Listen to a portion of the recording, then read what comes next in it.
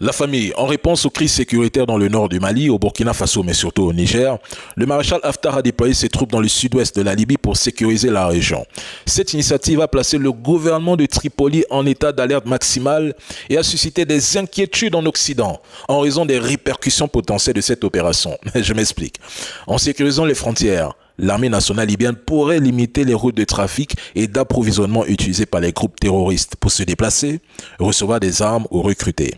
Les renforts militaires libyens peuvent désormais interdire ou restreindre l'accès à des zones considérées comme des sanctuaires pour les terroristes, réduisant ainsi leur liberté de mouvement et leur capacité à planifier des opérations. Et en le faisant, l'armée libyenne va accroître la pression sur ces groupes terroristes en les forçant à se déplacer, à chercher d'autres refuges ou à réduire leurs activités pour éviter des confrontations directes. Et vous savez déjà dans quel pays ces terreaux se dirigeront.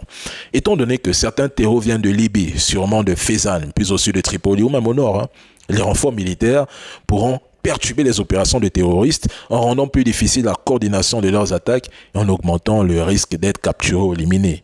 Et en développant une coopération en matière de sécurité avec le Tchad, la Libye veut contribuer à stabiliser la région, ce qui peut également avoir un effet dissuasif sur les groupes terroristes, réduisant ainsi leur capacité à mener des actions transfrontalières.